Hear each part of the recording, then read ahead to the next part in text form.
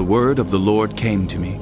Son of man, set forth an allegory and tell it to the house of Israel as a parable. Say to them, this is what the sovereign Lord says. A great eagle with powerful wings, long feathers and full plumage of varied colors came to Lebanon. Taking hold of the top of a cedar, he broke off its topmost shoot and carried it away to a land of merchants, where he planted it in a city of traders. He took one of the seedlings of the land and put it in fertile soil. He planted it like a willow by abundant water, and it sprouted and became a low, spreading vine. Its branches turned toward him, but its roots remained under it. So it became a vine and produced branches and put out leafy boughs. But there was another great eagle with powerful wings and full plumage. The vine now sent out its roots toward him from the plot where it was planted and stretched out its branches to him for water. It had been planted in good soil by abundant water so that it would produce branches, bear fruit, and become a splendid vine. Say to them, this is what the sovereign Lord says. Will it thrive? Will it not be uprooted and stripped of its fruit so that it withers? All its new growth will wither. It will not take a strong arm or many people to pull it up by the roots. It has been planted, but will it thrive? Will it not wither completely when the east wind strikes it, wither away in the plot where it grew? Then the word of the Lord came to me. Say to this rebellious house, do you not know what these things mean? Say to them, the king of Babylon went to Jerusalem and carried off her king and her nobles, bringing them back with him to Babylon.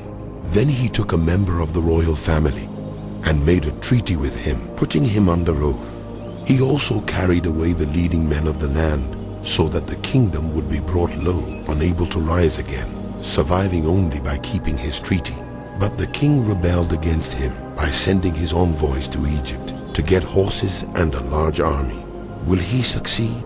Will he who does such things escape? Will he break the treaty and yet escape?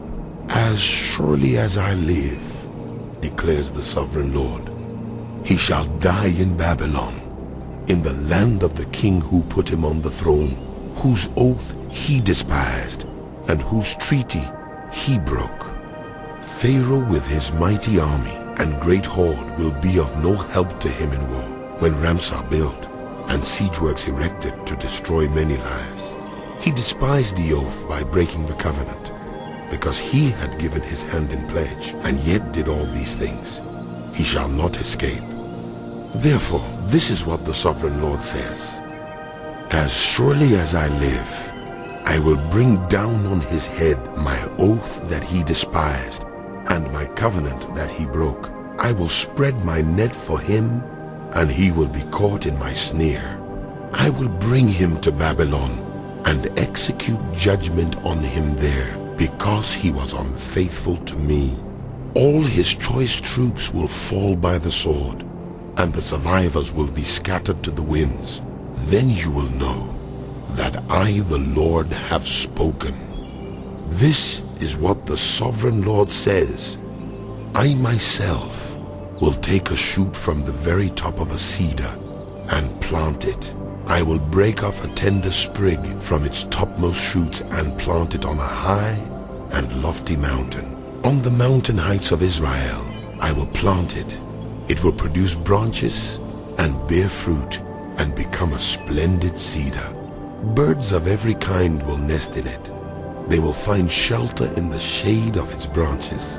All the trees of the forest will know that I, the Lord, bring down the tall tree and make the low tree grow tall. I dry up the green tree and make the dry tree flourish. I, the Lord, have spoken and